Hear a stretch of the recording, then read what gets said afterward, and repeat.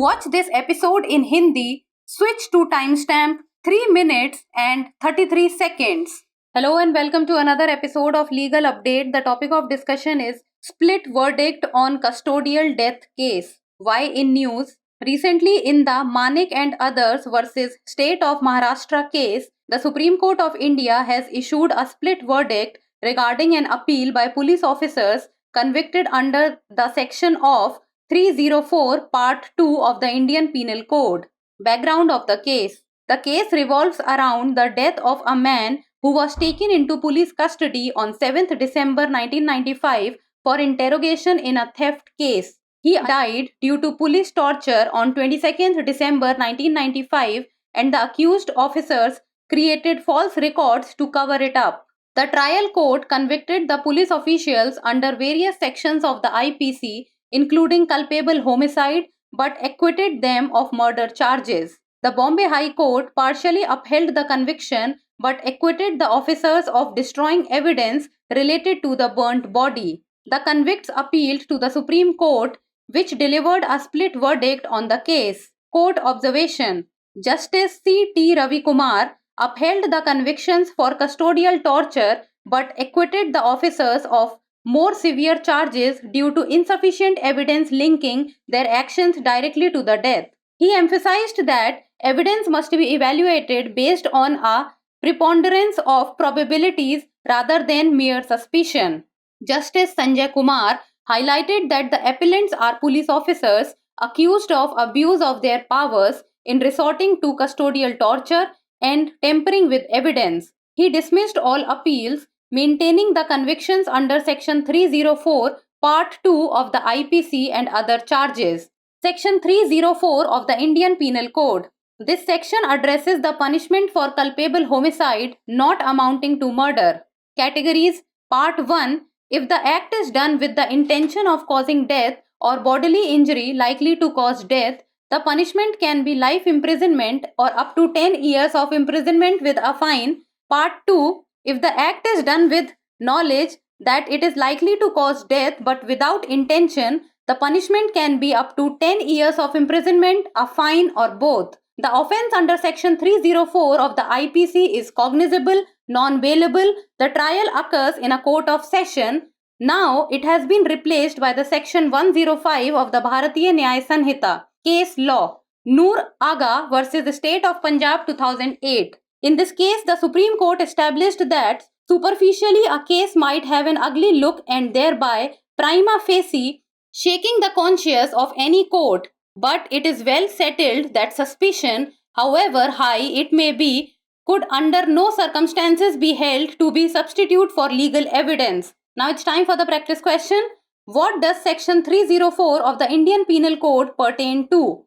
Culpable homicide not amounting to murder, causing hurt to extort confession, wrongful confinement, causing disappearance of evidence. Send us the answer in the comment section. That's all for today. Thank you so much for watching.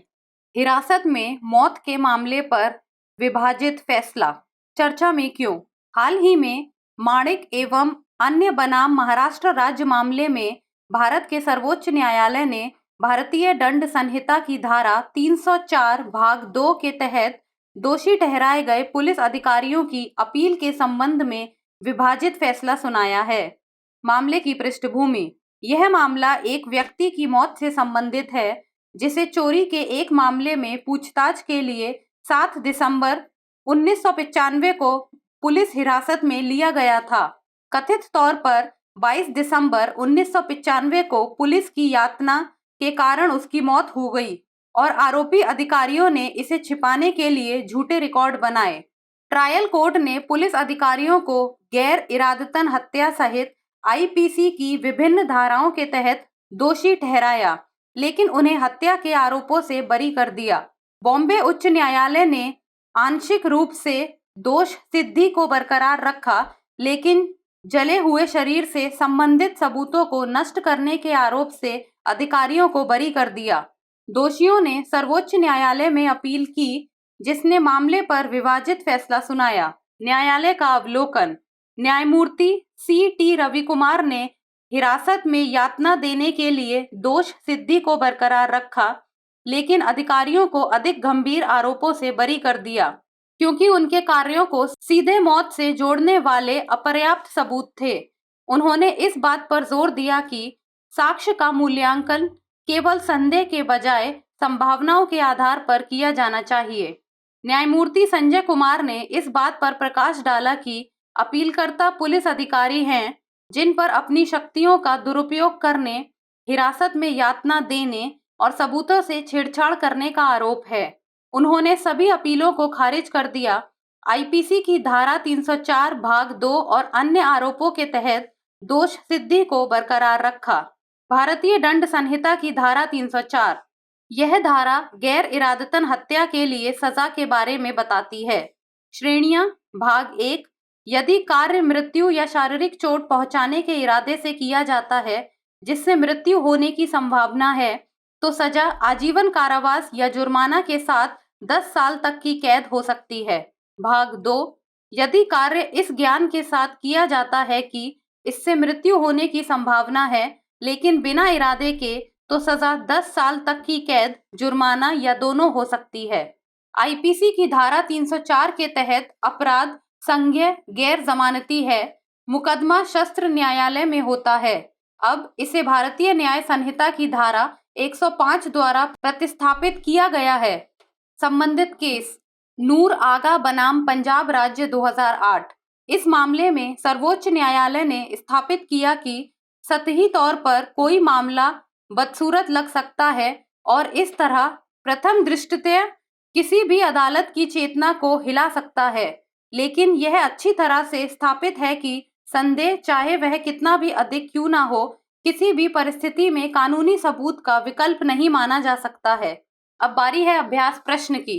भारतीय दंड संहिता की धारा 304 किससे संबंधित है? सदोष मानव हत्या जो हत्या के बराबर ना हो, स्वीकारोक्ति करवाने के लिए चोट पहुंचाना, गलत तरीके से बंधक बनाना, सबूतों को गायब करना। आप इस प्रश्न का उत्तर हमें कमेंट सेक्शन में दे सकते हैं। आज के लिए इतना ही, धन्यवाद।